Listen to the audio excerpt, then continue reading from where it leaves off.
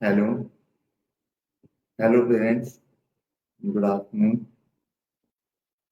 Myself Dr. Ravi Bharati, and I am working as a consultant in Silver Street Hospital, Gurgaon.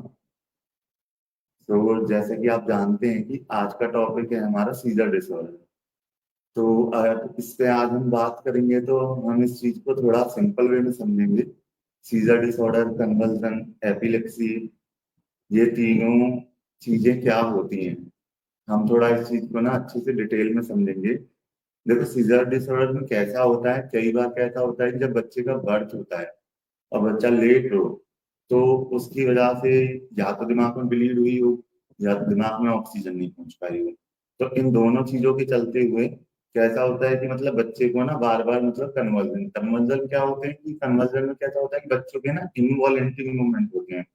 Involuntary movement कैसे होते हैं कि मतलब आप समझेंगे तो एक हाथ का हिलना या पैर का हिलना। बट उसमें भी अगर हम देखें कि जर्नलाइज्ड है कि लोकलाइज्ड है, कि मतलब उस चीज पे अगर हम देखें तो सबसे पहले अगर मतलब घर पे आप देखना चाहते हैं तो उस चीज को हम ऐसे समझेंगे कि मतलब कि सिंपल वे में हम देखें तो ऐसे बोलेंगे कि मतलब बच्चे की आंखें कैसी हैं।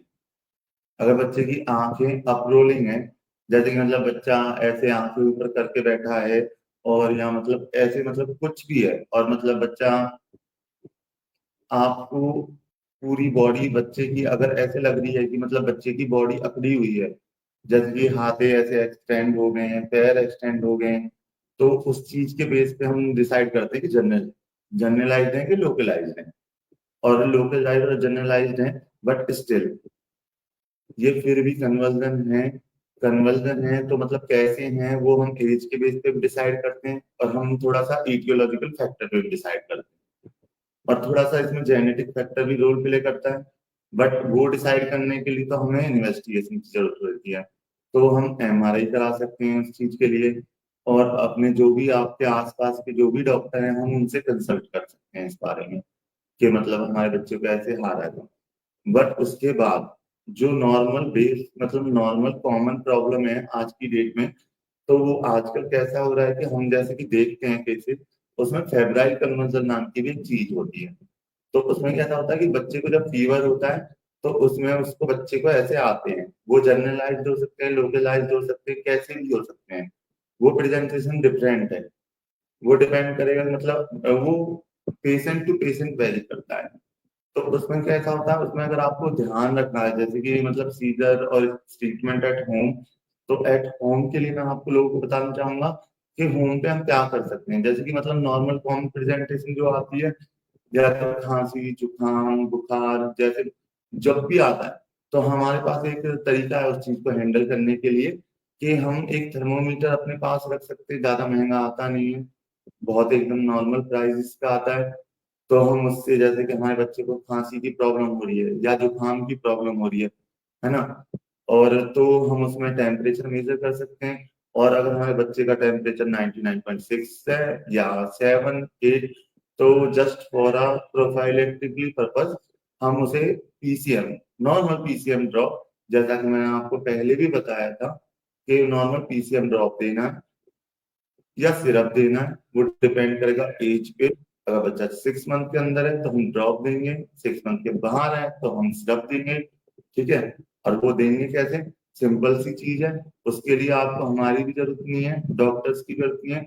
पीसीएम ड्रॉप देने के लिए आपको सिंपल है, 15 kg, है ना, 15 को अपने वेट से, जो बच्चे का वेट होगा उससे आप मल्टीप्लाई करिए। जो डोज निकल के आता है, जो भी आपके पास सिरप है, 250 mg, 125 mg, जो भी है, पर 5 ml या 1 ml, 100 mg आपके पास, जैसे भी आपके पास सिरप है वो दे दीजिए। क्योंकि हर बार के सीजर्स में, हर बार के कन्वर्जन में कैसा होता है कि जब भी हमारे बच्चे को कन्वर्जन या सीजर आएंगे तो हमारे बच्चे का कुछ ना कुछ पार्ट हल्का, मतलब आप ऐसे इस चीज को गैस कर सकते हैं कि चाहे मानिए 0.1%, बट हाँ, अगर कन्वर्जन आ रहे हैं तो yes, there is something going wrong. इस चीज को ऐसे समझो। ठीक है, तो उस चीज के लिए जैसे ही खांसी जुकाम, और सबसे बड़ी बात तो ये है कि मतलब पेरेंट्स जो होते हैं, जो माँ बाप होते हैं, उनको पता चलना चाहिए और उनको चलता भी है। खासतौर पे जो मदर्स होती हैं उनको पता चल जाता है कि हमारे बच्चे की आज एक्टिविटी जो लेवल है वो एज कंपेयर कल के डिक्रीज है। और अगर एज कंपेयर करके डिक्रीज है और हमारे बच्चे को अगर एक बार भी सीजर्स आ चुके हैं तो उसमें कुछ भी नहीं डिले करना, सिंपल है। पैरासिटामोल के कोई साइड इफेक्ट नहीं होते हैं ऐसे कि अगर आप पैरासिटामोल देंगे तो मतलब उससे कोई साइड इफेक्ट होंगे, और उसमें डरने की कोई जरूरत नहीं है। जैसे मैंने आपको बताया कि 15 mg के अकॉर्डिंग 15 को अपने वेट से, बच्चे के वेट से डिवाइड करके जो डोज निकलेगा आपको उसके अकॉर्डिंग अपने बच्चे को पीसीएम देना है। और आप बच्चे को पीसीएम हर 6 आवर बाद दे सकते हैं ताकि हमारे बच्चे को सीजन नहीं आए। और उससे अलग बाकी जो भी चीजें हैं, अगर उसके बाद भी हमारे बच्चे को फीवर नहीं है, कुछ भी नहीं है, और उसके बाद भी अगर हमारे बच्चे को सीजर आ रहे हैं तो फिर उसमें हमें थोड़ा सा इन्वेस्टिगेशन तरफ और हॉस्पिटल की तरफ मूव करने की जरूरत है। और हॉस्पिटल की हेल्प जरूरत है। और डॉक्टर्स जो भी हैं आपके, है ना, जो भी आपके लोकल रिस्पेक्टिव डॉक्टर हैं, आप उनसे कंसल्ट करिए, इन्वेस्टिगेशन कराइए, उसके अकॉर्डिंग फिर ट्रीटमेंट प्लान होगा। और ट्रीटमेंट प्लान में बहुत सारी चीजें होती हैं, वो डाइटिशियन में भी हेल्प करती हैं। डाइटरी फैक्टर होते हैं, जेनेटिक फैक्टर होते हैं। अगर इस चीज को हम देखना चाहें तो हम इस चीज को इस वे में भी समझ सकते हैं कि जैसे कि एक इलेक्ट्रिक करंट होता है, ऐसे ही हमारी ह्यूमन बॉडी को वर्क करने के लिए एक्शन पोटेंशियल नाम की एक चीज होती है, वो ब्रेन का भी होता है। तो उसके लिए कुछ चीजें होती हैं, अगर उनमें इम्बैलेंस हो जाता है, जैसे सोडियम, पोटेशियम, क्लोराइड, कैल्शियम, है ना, इन चीजों में भी अगर इम्बैलेंस होगा तो भी हमारे बच्चे को सीजर आ सकते हैं। अब वो डिसाइड करना पड़ेगा कि वो नॉर्मल फेब्राइल है। फेब्राइल कन्वल्सन मतलब कि जो फीवर में आते हैं, जो कि मतलब 0 to 6 ईयर होते हैं, जैसे कि आप जानते हैं, ठीक है। उसमें ऐसे कोई घबराने की बात नहीं होती, वो 6 ईयर पे स्टॉप हो जाते हैं, ठीक है। उसके बाद दूसरी टर्म हम यूज करते हैं तो वो हम करते हैं एपिलेप्सी, और एपिलेप्सी एक बहुत वेग टर्म है। उसको जानने के लिए फिर हमें इन्वेस्टिगेशन की जरूरत है। वो हम घर पे बिल्कुल भी मैनेज नहीं कर सकते हैं, और हम ट्राई भी नहीं करने चाहिए, है ना। तो उसके लिए हमें अपना लोकल जो भी आपके मतलब पीडियाट्रिशियन है, जो भी आपके लोकल रिस्पेक्टिव पीडियाट्रिशियन है, उनसे आप कंसल्ट करें और एक टेस्ट कराएं। जैसे कि आमतौर पे हम लोग जो करते हैं, हमें एमआरआई की जरूरत होती है कि मतलब हम देख पाए कि मतलब लोकल एनाटॉमिकल स्ट्रक्चर जो होता है ब्रेन का, जैसे कि मतलब जो ब्रेन होता है उसमें जो नॉर्मल होती है एनाटॉमी, क्या वो नॉर्मल है? ऐसा तो नहीं है कि वो ब्लीड हुई है, ऐसा तो नहीं है कि मतलब कोई ट्रॉमा या कुछ भी मतलब गिरा है या कोई जेनेटिक है। उसके लिए आपको अपने रिस्पेक्टिव पीडियाट्रिशियन से बात करने की बहुत जरूरत है, और आप उसमें अपने आप बिल्कुल भी ट्रीटमेंट ट्राई करने का ऑप्शन ना लें, जो मेरा एडवाइस है, ठीक है। तो उसमें कैसे करेंगे कि उसमें एक हम टेस्ट करते हैं, जैसे कि नॉर्मली एमआरआई करते हैं हम उसमें, तो उससे हमें आइडिया लगता है ना। और एपिलिप्सी ऐसा नहीं है कि इसका इलाज नहीं हो सकता, एपिलिप्सी का ट्रीटमेंट पॉसिबल है, बट उसके लिए थोड़ा सा आपको अपना कॉन्शियस लेवल, आपका टूवर्ड आपके बेबी के टूवर्ड जो आपका केयर का लेवल है वो थोड़ा सा आपको इंक्रीज करना पड़ेगा, है ना। और उसके साथ साथ आपको न्यूट्रिशन का भी ध्यान रखना पड़ेगा अपने बच्चे का, है ना। तो उसमें कैसा होता है कि मतलब जब आप उसमें एंटी एपिलेप्टिक ड्रग चीज होती है जो हम देते हैं, जिन भी पेरेंट्स के बच्चे को ऐसी कोई प्रॉब्लम है, तो आप समझ सकते हैं कि आपके डॉक्टर ने कुछ ना कुछ दवाइयां दी हैं। तो कैसा होता है उसमें कि पेरेंट्स लोग जो होते हैं वो डॉक्टर को एक बार तो फॉलो करते हैं, उसके बाद वो उन्हें फॉलो अप करना छोड़ देते हैं। बट आप समझिए पीडियाट्रिक्स में ऐसा नहीं होता है, बच्चों में कैसा होता है, जैसे जैसे वेट बढ़ रहा होता है वैसे वैसे उसके अकॉर्डिंग हमें बच्चों के डोज भी बढ़ाने पड़ते हैं। तो इसलिए उसके बेसिस के लिए आपको अपने लोकल जो भी आपके पीडियाट्रिशियन है उनसे कंसल्ट करते रहिए और पूछते रहिए कि कितना अभी डोज बढ़ाने की जरूरत है या नहीं है। जैसे जैसे आपके बच्चे का वेट बढ़ेगा वैसे वैसे दवाइयों का डोज भी बढ़ेगा। और उसके साथ साथ बच्चे को न्यूट्रिशन, अच्छा न्यूट्रिशन भी जरूरत होती है, कि ऐसा नहीं है कि आप सिर्फ दवाइयों को बेस पे रिलाई करेंगे और न्यूट्रिशन अपने बच्चे का हैंडल नहीं करेंगे, तो ऐसे तो काम नहीं चलेगा, है ना। तो वो प्रॉब्लम सेम सेम होती रहेगी, फिर आप लोग परेशान होते रहेंगे। ठीक है, तो उसके लिए जब कभी अगर देखो फेब्राइल होंगे तो आपके पीडियाट्रिशियन आपको बताएंगे ये फेब्राइल कन्वर्जन है। अगर एपिलेप्सी होगा तो आपके डॉक्टर आपको बताएंगे ये एपिलेप्सी है। या मतलब स्टेटस एपिलेप्टिकस ये टर्म होती है, थोड़ी मेडिकल टर्म है, बट फिर भी आपको जाननी जरूरी है ना। ये होगा तो भी आपके डॉक्टर आपको बताएंगे कि मतलब आपको इस तरीके से ट्रीटमेंट उसमें फॉलो करना है। तो उस चीज में बिल्कुल भी लापरवाही नहीं बरतनी चाहिए। उस चीज में जैसा डॉक्टर बोले, और हर टाइम ड्यूरेशन में एक लिमिटेड टाइम ड्यूरेशन वो आप अपने डॉक्टर से पूछिएगा कि मतलब कितने टाइम पे आपको फॉलोअप के लिए आना है। और जब भी वो बोले तो आपको फॉलोअप के लिए जाना है। ऐसा नहीं है कि आप मतलब डॉक्टर्स बोल रहे हैं और आप नहीं जाएंगे, तो फिर तो आपके बच्चे की देखो फिजिकल डेवलपमेंट पे तो इफेक्ट नहीं आएगा, बट हाँ मेंटल डेवलपमेंट पे बहुत इफेक्ट आएगा। लाइक इस चीज को अगर हम बेसिक टर्म में समझना चाहेंगे तो हम इसको ऐसे समझ सकते हैं कि लाइक आपके स्टूडेंट के अगर 100 मार्क्स आने तो उसके सिर्फ 90 आएंगे, या तो फिर 50 आएंगे, या तो फिर और भी कम आएंगे। वो डिपेंड करता है कि आपके बच्चे को कितने सारे एपिसोड्स आए हैं। ठीक है, तो उसके लिए इन चीजों में बिल्कुल भी आप लोग लापरवाही नहीं बरतें, और इन चीजों के लिए रेगुलर फॉलोअप की बहुत जरूरत पड़ती है। इन चीजों का अगर आप घर पे ट्रीटमेंट करना चाहें तो सॉरी, ये तो पॉसिबल नहीं हो पाएगा, क्योंकि जिन चीजों का घर पे ट्रीटमेंट पॉसिबल है वो घर पे ट्रीट हो सकती हैं, और जिन चीजों का हॉस्पिटल में ट्रीटमेंट रिक्वायर है तो उनके लिए तो आपको हॉस्पिटल जाने की जरूरत पड़ेगी। अदरवाइज डॉक्टर हम हैं जैसे कि मतलब हम क्यों बनते हैं फिर? अगर मतलब घर पे ही सब चीजें इलाज हो सकती है तो फिर हम डॉक्टर्स की कोई नीड नहीं होती, है ना। तो चीजों को आप थोड़ा डिफरेंशिएट करना सीखिए कि ये चीज हम घर पे इलाज कर सकते हैं, ये चीज का हमें हॉस्पिटल में रिक्वायरमेंट है। हाँ बट बाकी जैसे कि ब्रेन के रिलेटेड हम सीजर डिसऑर्डर की बात कर रहे हैं, तो उसके रिगार्डिंग मैं आपको ये बताना चाहूंगा कि अपने बच्चे के न्यूट्रिशन में बहुत अच्छे से फोकस करिए। और जो भी आपके रिस्पेक्टिव डॉक्टर ने आपको जो भी मेडिसिन दी है उनको बराबर फॉलोअप करिए। अपने बच्चे का रेगुलर चेकअप करिए वेट का। और जैसे ही आपके बच्चे का वेट इंक्रीज और डिक्रीज हो रहा है तो उसके अकॉर्डिंग डोजेस भी इंक्रीज और डिक्रीज होते हैं। और खास तौर पे एपिलेप्सी एक ऐसी टर्म है और सीजर एक ऐसी टर्म है जिसमें अगर हमारे बच्चे के वेट के अकॉर्डिंग डोज कम या ज्यादा हो जाए तो भी हमारे बच्चे को प्रॉब्लम होगी। तो उसके लिए हमें क्या करना है कि सिंपल सी चीज है कि जितना वेट बढ़ रहा है उतना बच्चे को दवाई का डोज भी बढ़ाना है। ऐसा नहीं है कि डॉक्टर से आप मिल लिए और एक बार जो पूछ लिए और उसके बाद आपने मतलब वही सेम डोज फॉलो अप करा, तो ऐसे तो नहीं हो पाएगा। फिर बच्चे को वापस से आएंगे, जो भी बोल सकते हैं आप, झटके बोले, मिर्गी बोले, है ना, जो भी आप टर्म यूज करते हैं उसके अकॉर्डिंग मैं आपको बताना चाहता हूँ कि उसके अकॉर्डिंग अगर आपका डोज 0.1 और 2 ml भी कम पड़ रहा है तो एक टाइम ड्यूरेशन के लिए तो आप रोक पाएंगे, उसके बाद आपके बच्चे को फिर से वापस से सीजर्स आएंगे। तो उसमें कैसा हमें करना है कि हमें जब भी अगर हमारे डॉक्टर ने बोला कि फेब्राइल है तो वो आपको बताएंगे कि 0 to 6 ईयर तक की ड्यूरेशन है, उसके बाद नहीं आएंगे।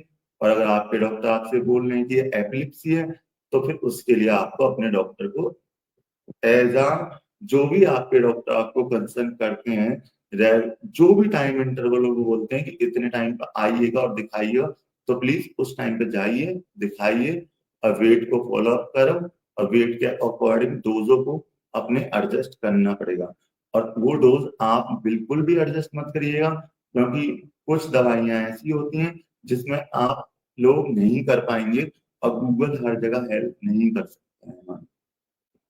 It's about brain, and if it's about brain, then we have to be very much conscious about this कि मतलब नहीं, हमारे बच्चे की समझ का, सोच का, ब्रेन की बात है, तो हमें उसके अकॉर्डिंग अपने बच्चे को, डॉक्टर को, अपने न्यूरोलॉजिस्ट को, जो भी आप जिसको भी दिखा रहे हैं, जो भी आपका ट्रीटमेंट कर रहे हैं, आप उनको एक रेगुलर इंटरवल पे जरूर जाकर दिखाएं।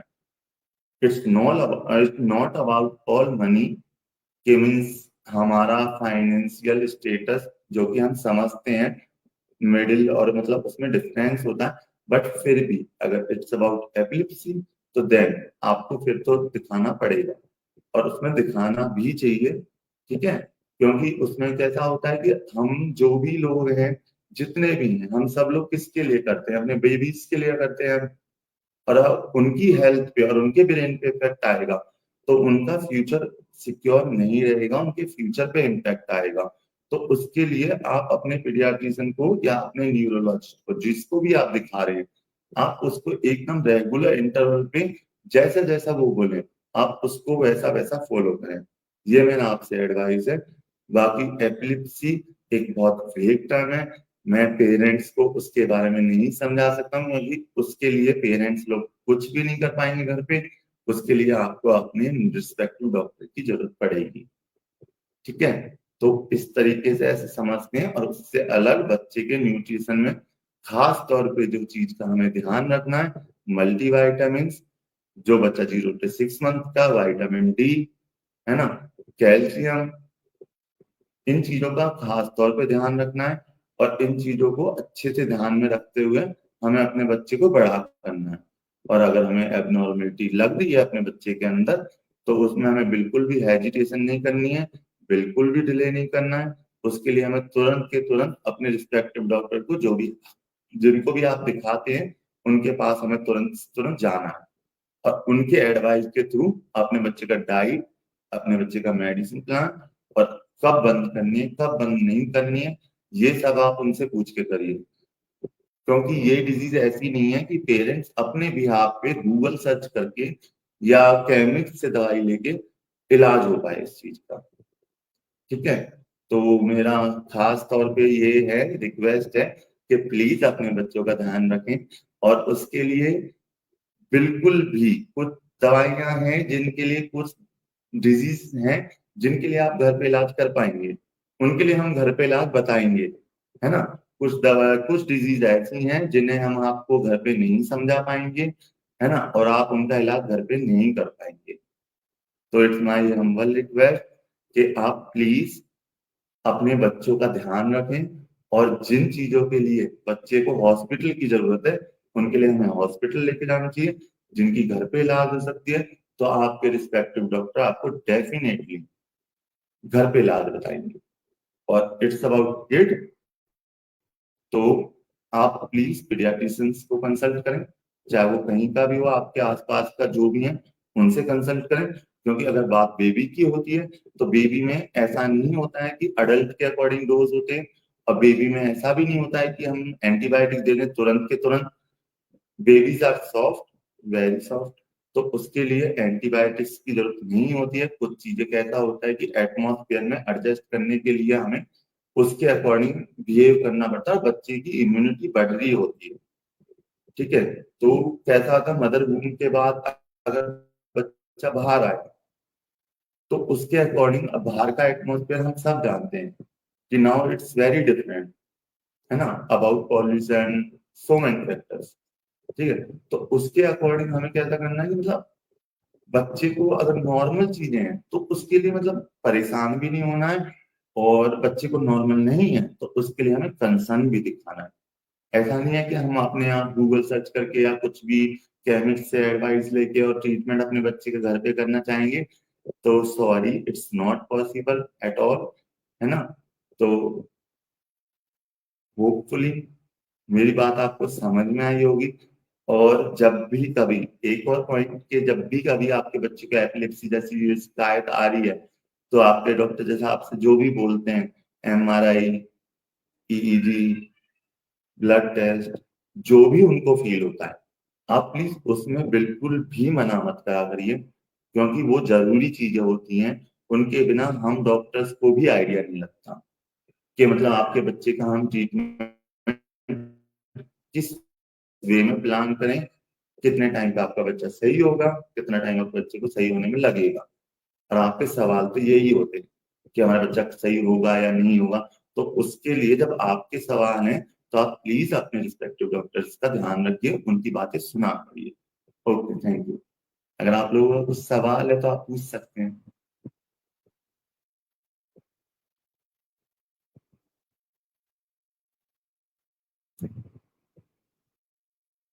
स्लीपिंग एट नाइट, अगर स्लीपिंग एट नाइट है तो इट्स अबाउट बच्चे की अगर एज 0 to 6 है तो इट्स अबाउट कैसा होता है ना, बच्चों में ना एडिनॉइड्स भी होते हैं, जैसे हमारे अंदर टॉन्सिल्स होते हैं, है ना, लिम्फोइड ऑर्गन है ना, जरूरी भी नहीं है।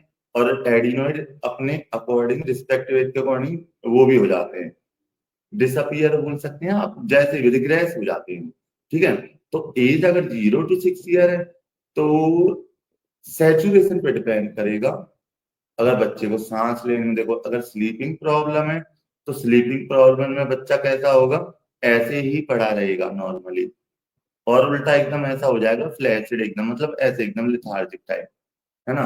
और एडिनोइड है तो बार बार उठ जाएगा, है ना। और वो और आपको खुद दिखेगा कि मतलब बच्चे को whistle sound, breathing difficulty, but still जब आप अपना पल्स ऑक्सीमेट्री यूज करेंगे तो उसमें जो आपको दिखेगा उसमें सैचुरेशन नॉर्मल है।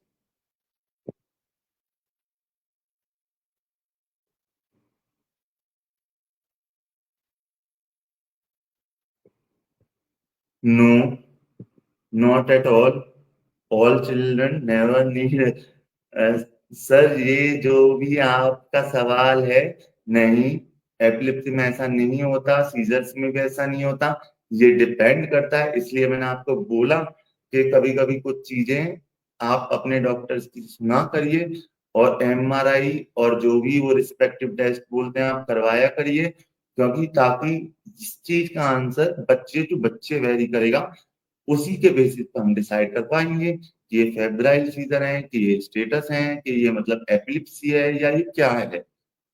ठीक है, इसीलिए मैंने आपको जैसे पहले बताया कि मतलब हर चीज में गैसिंग पावर यूज नहीं की जा सकती, चाहे वो हम डॉक्टर्स हैं, चाहे वो आप पेरेंट्स हैं।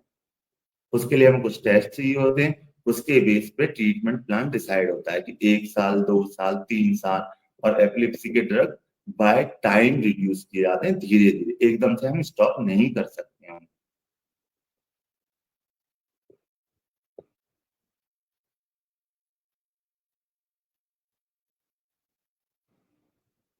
मैंने आपको अभी थोड़ी सी देर पहले एक चीज बताई थी, बेहोशी, सैचुरेशन ड्रॉप। बहुत बेसिक टर्म में बताता हूँ। बेहोशी मतलब लंग्स की प्रॉब्लम, दौरे मतलब ब्रेन की प्रॉब्लम, लंग्स की प्रॉब्लम है, तो इट्स एंड एब्सोल्युटली डेफिनेटली मैं आपको बता सकता हूँ इस चीज के लिए कि सैचुरेशन आपके बच्चे का नॉर्मल नहीं आएगा। If it's about brain, then आपके बच्चे को डेफिनेटली, मैं नहीं कहता कि मतलब ब्रीदिंग प्रॉब्लम नहीं आ सकती, आ सकती है, बट उनमें सैचुरेशन नॉर्मल रहेगा। उसके लिए तो आपको सर हॉस्पिटल की जरूरत पड़ेगी, आप ये घर पे डिसाइड नहीं कर सकते हैं। क्योंकि ये चीज तो हम भी जब बच्चे को सामने से देखते हैं, और मतलब बच्चे के पैरामीटर्स और मतलब movement, tone, muscle tone, orientation, conscious level, बहुत सारी चीजें होती है जिन्हें देख के हम डिसाइड करते हैं।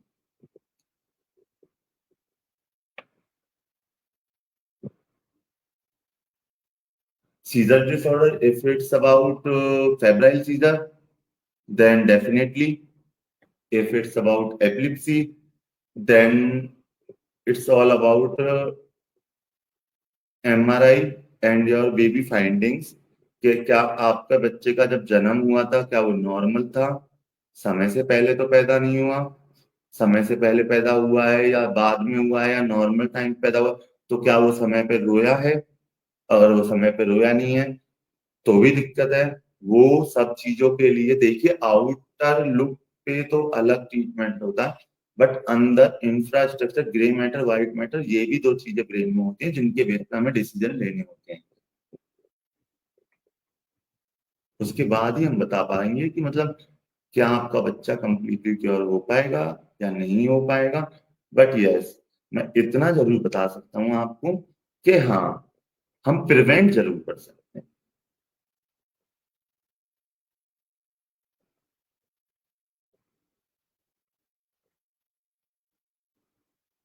मोबाइल और स्क्रीन टाइम,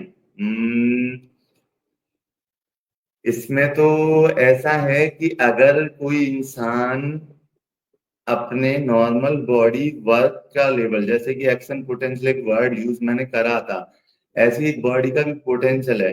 और अगर आपको एपिलेप्सी या कुछ है ऐसा डिसऑर्डर और आप उस चीज को क्रॉस करके कर रहे हैं तो यस। और अगर आप अपने उसमें क्राइटेरिया में अपनी बॉडी को स्ट्रेस, अपने ब्रेन को स्ट्रेस नहीं दे रहे हैं और आप अपना जो नॉर्मल एक क्राइटेरिया है उसके अकॉर्डिंग अपने बच्चे को ट्रीट कर रहे हैं और ध्यान रख रहे हैं उसका, तो नो।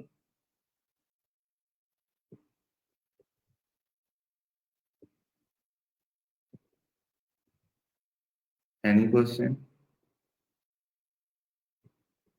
ओके, थैंक यू, नमस्ते। अगर आपको कुछ भी ऐसा लगता है कि मतलब कि आपके बच्चे को कुछ भी ऐसा एपिलिप्सी या ऑटिज्म मतलब बिहेवियर डिसऑर्डर या कुछ भी आपके बच्चे को लगता है ऐसा कि मतलब आपको कुछ एक अच्छी केयर की जरूरत है, तो हमारे सिल्वर स्ट्रीट में भी NICU, PICU, critical care, well train staff, और हमने 700 और 800 के ग्राम के बेबी भी सेव किए हैं। तो अगर आपको लगता है कि आप लोग को हमारी हेल्प की जरूरत है तो आप बिल्कुल भी परेशान नहीं हो। हमारे पास सारी फैसिलिटीज अवेलेबल हैं और आप अपने बच्चे को हमारे पास लेके आ सकते हैं। हम गारंटी तो नहीं दे पाएंगे इस चीज के लिए, बट हाँ हम श्योरिटी से ये जरूर बता सकते हैं आपके बच्चे के लिए कि हाँ, आपके बच्चे के अगर 1% भी चांस है कि आपका बच्चा पॉइंट इतना परसेंट इंप्रूव हो सकता है, तो हम आपको करके देंगे। ये हमारा आपसे प्रॉमिस है। ओके, थैंक यू, नमस्कार।